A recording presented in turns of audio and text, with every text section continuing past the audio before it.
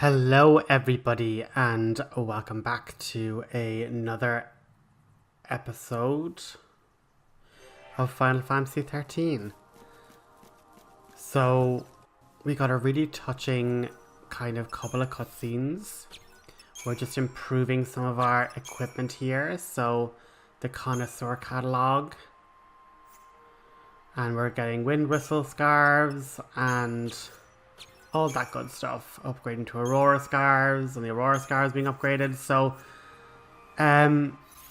we need to upgrade all these different bits of equipment to their star levels, and we basically had gotten everything that we could have needed from all these various chests that we've collected so far. And with the connoisseur catalog, that's literally rare items will spawn a lot more, and as I say, we now have more shaman marks and stuff, and we saw a cutscene with Snow and Lightning basically giving each other support and saying they will see Sarah soon and not to lose heart going forward as they continue to search for Oerba. And with the now arrival at the brand new tower, we are one step closer to our goal.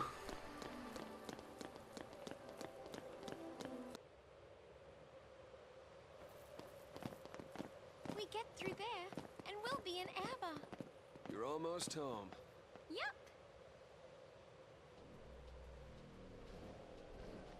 It doesn't exactly look like it's gonna be a leisurely stroll.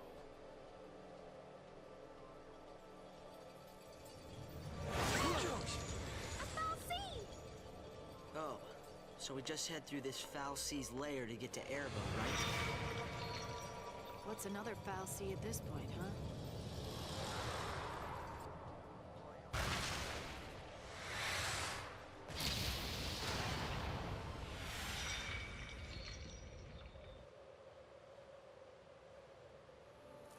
Something strange about that one.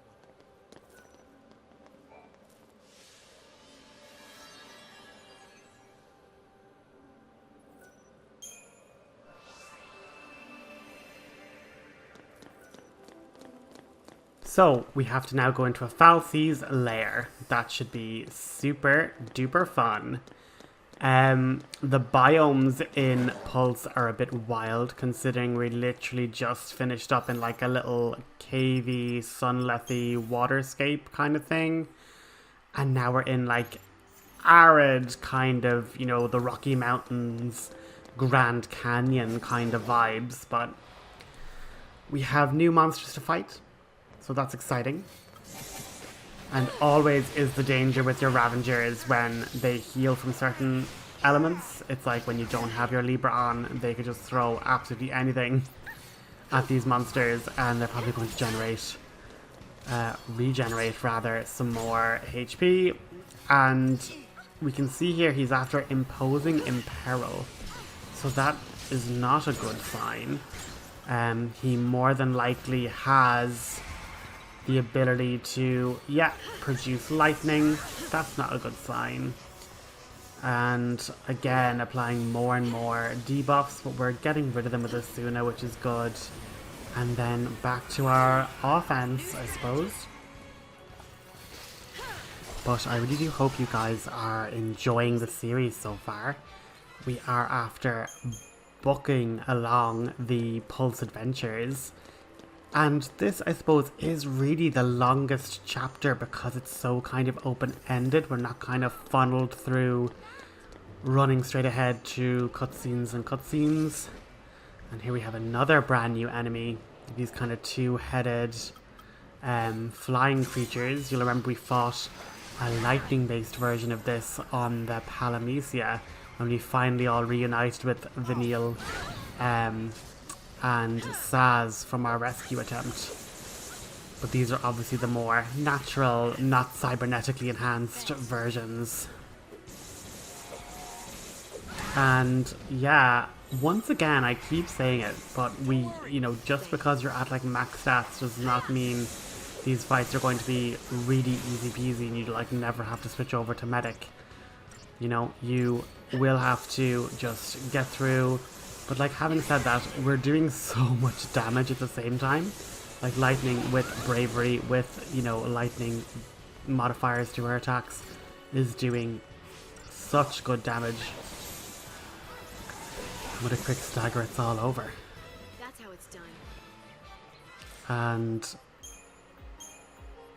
what I am happy about though is the fact that we've gotten to here, because the sooner we get to here, the sooner we get to Oerba, and it's just been really good. Here's our mark now. So we have a Seath Stone, that's a teleport Seath Stone just around the corner. And obviously this is a great one to get because now we can teleport either from Tenjin's Tower out, or when we get to Oerba, go from Oerba to Tenjin's Tower. So every time we can get an orange Seath Stone, which is basically a waypoint Seath Stone, we are going to be taking it on. And what is also super handy is just the fact that 9 times out of 10, the mark for fighting, you know, the mark that the teleportation Seath Stone sends you on, is nearby where the orange Seath Stone is. Like, you're not going to have to trek miles away from it to make sure you're able to activate the teleportation feature later on. But we have these bunch of goblins, and we really just have to kind of just do Ravenger, Commando, Medic, and these guys are really, really weak to magic, so long as our Saboteur gets Saboteuring, because we nearly lost the chain gauge there. But what is super handy is that they're so weak to magic that their chain gauge skyrockets. And once we get Imperil on, like we did just there, no hope. No hope of survival. It's all over now. Done. Unfortunately, we didn't get 5 stars, so we are going to have to go back and redo that eventually. We're just not going to do that right now. We're after getting mission 20 done, but we don't have mission 25 starred. But what I am planning to do is a little cluster of episodes, maybe towards the end of the series, or like, I'm not really sure when's the best time to do them. Probably in post game. I do think maybe that is just the best thing to do. But there is stuff at chapter 11 that I do want to kind of finalize before moving on to chapter 12. There's some really nice goodies that you're able to get access to, and I think would just make the next 2 chapters of the game really cool if I just had those really powerful accessories. But right now we are in Tenjin's Tower within Grand Pulse, and the Pulse Fal Cie that lives here is quite an angry dragon. And we're gonna have to just see to that before we can Anyone hearing that, am I? No, get through to Oerba. it couldn't be them. Could it?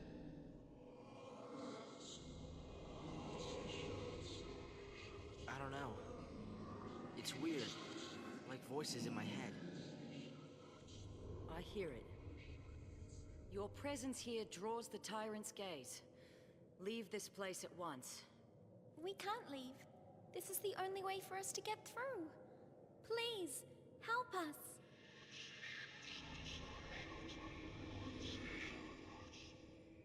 As you wish. Look for us, and the way will open.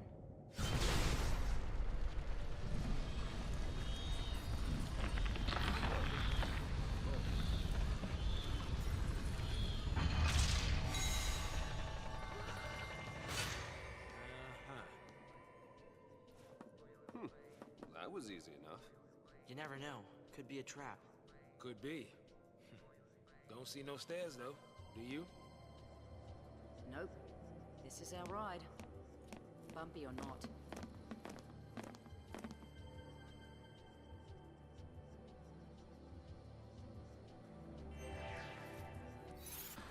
So the whole mechanic of this area is that there are multiple tiers, ringed tiers within the tower.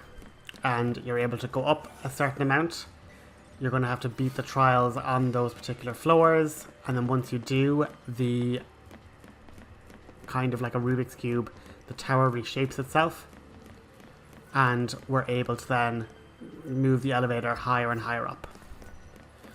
And some of these trials also count as seat stone missions, so 2 birds, 1 stone. If we're able to like get through all these trials with 5 stars, you'll never have to come back to Tenjin's Tower again. But what I will tell you now is we definitely are going to come back, and I would suggest that you do come back for a particular grind spot within Tenjin's Tower. And I'm just putting this on faster speeds because it legitimately takes so long to get through all these little bits. And I decided to let Hope be the party leader. I really enjoy him. He's a really powerful caster. And I just wanted to change a pace. Oh, great!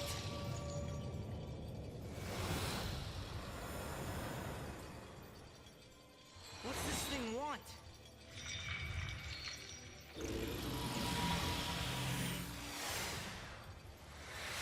Run!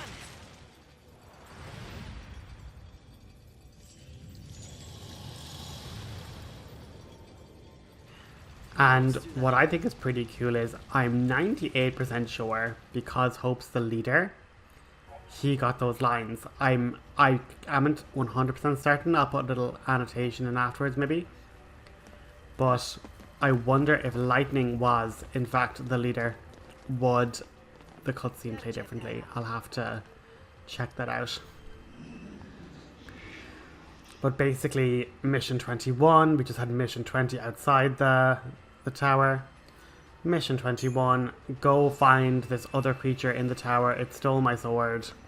Please kill it, is basically the vibe. And we now have these pulse work soldiers. Pulse work gladiators, more so they are. Sorry, I'll give them their proper rank and title. But what's super cool here is that these guys are worth tons of EXP, and all you need is a little bit of magic damage, and like all the pulse work soldiers, they will just fall over, get a big clump of damage, and yeah, let's just move out of that and into diversity, and watch Lightning just mow through these with absolute ease. And now we just have the final one here, and when we go over to get our protects up and stuff, I don't really know, I'll be honest, I don't know why I went to this one. I don't know why I'm like just not plowing through and just milling its HP into nothing. And like, it's so quick to chain. It's so quick to chain. Like, just come in here even with triple Ravengers and it'll be finished so quick. And yeah, we got no stars because the game's like, you have 3 powerful Ravengers. Why didn't you just go triple Rav? What is your problem? And yeah, but you get a mighty amount of experience from them. And then with that quest selected, we have to go find the mission. And what's super handy, and what I'm being super silly about, is the fact that actually on the minimap, the quests are directly linked to our progression through the tower, and so the orange dot will actually completely tell us where to go throughout the journey to this tower. And what I will say is, I was saying, oh, you're going to come back to do some grinding. The problem with this part of the storyline mission is just the fact that unlike regular seed stones that like, oh, we didn't get 5 stars, we can just retry it. You can't retry these missions until a certain point much later in the chapter. So you do kind of just have to go through each one and just continue to progress up the tower. But when you come back after a certain point in the story, the statues can be interacted with again and you can retry these seed stone missions, which will be super good. But just to kind of give you a bit of forewarning. They don't reactivate till much later in the story. So if you're thinking, oh, that was a really cool fight and it was really quick and we got lots of crystal points for it, it's like, don't be hammering your head against the wall being like, why can't I retry these different Seedstone missions? But yeah, as you can see, it was literally just, instead of going to the right like we did, we needed to go to the left, so we'll just ski-daddle across here. But yeah, I'm really liking playing as Hope as the leader. He just has such good magics, and then you're also able to take the time to actually just, if you're in Synergist, select Faith and Shell or Bravery and whatever, you know, you can just pick them a lot quicker. And like with everything, we're going to have to double lever to make sure we get through this fight pretty quick. We're going to use Superiority, which again will just allow us to put on these different bar waters and things. And what's super handy is just the fact that all Lightning has is Faith and Bravery, so she will just double cast those all the time. And so no matter what defensive ones Hope's putting up, it's just really cool that he'll just chuck up those extra couple, but you're guaranteed to have Faith, Bravery, and a couple of defensive ones. And again, look, Hope able to drop down nearly 600 curas, like as in 600 point heal curas. Massive. And the fact that we have our bar waters is really, really good. And again, he's trying to put on Imperilga to the whole party. But like that, one quick swap over to... no, that was pretty much a typo, I think. A typo? A misclick.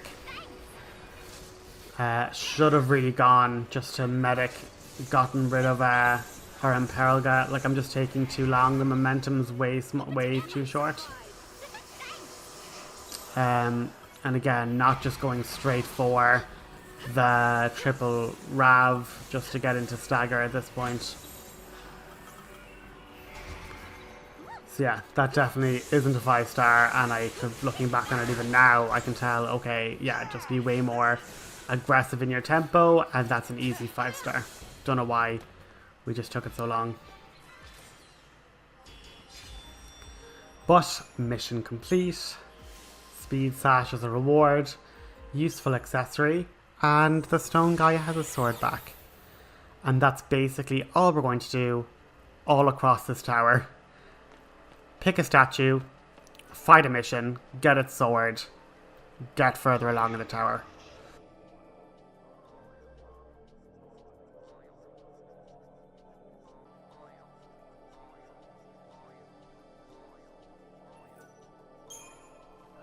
So mission 22, we're going to just quickly go through the Crystarium now and just get nearly getting a new ability for Hope, but getting a new ability for Lightning. And you can see here that, like, even when you're getting tens of thousands of crystal points in a couple of battles, you're barely moving along these other, you know, not traditional roles for all the characters. But Hope having attack and blitz is useful. We're just going to pop back for a quick little save. And yeah, I put this all at 2 speed because I literally was like, oh my god, it takes so long, and you're not really missing anything because we're literally just running around the same floor. Like, you rarely have to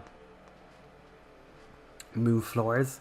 Now, I went into this fight and I lost immediately, but then what I decided was I'm going to try and preemptive, which I do. So sometimes literally the easiest thing to do is just wait till you can get a preemptive strike. We then do an absolute onslaught with AoE abilities.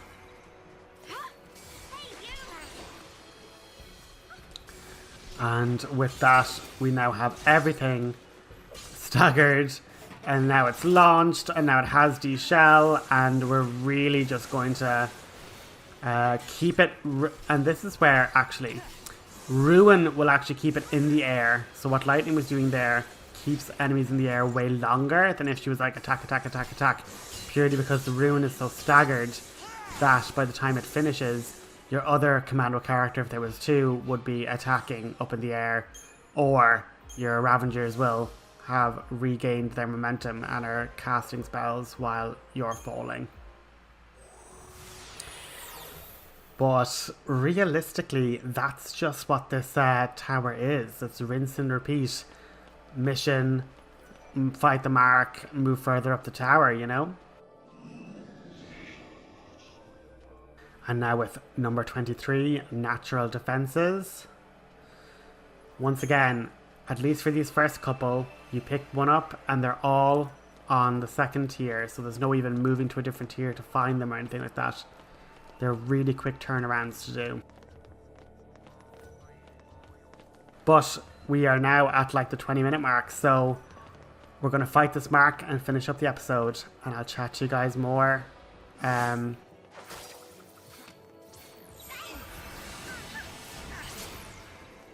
giving my little outro speech. No, we'll chat to each other while we're finishing this battle.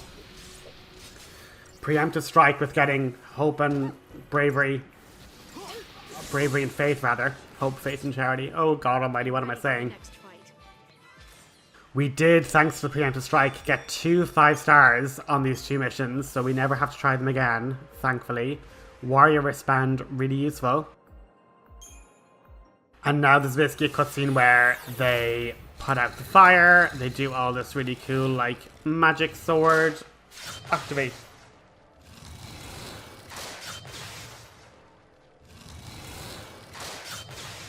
And with the path now cleared, we basically just move out here.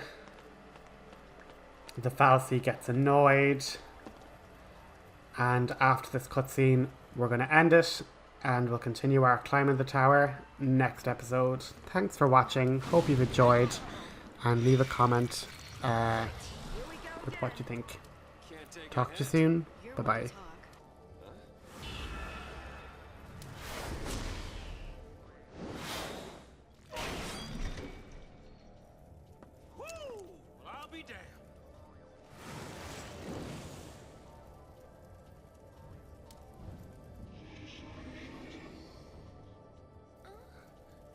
Are they sad?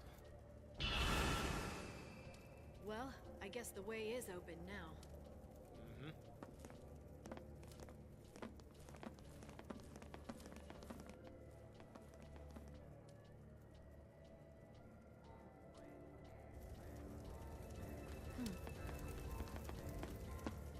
Thank you. Make my wish come true, let darkness slip aside, hiding all the hope, marking what we treasure.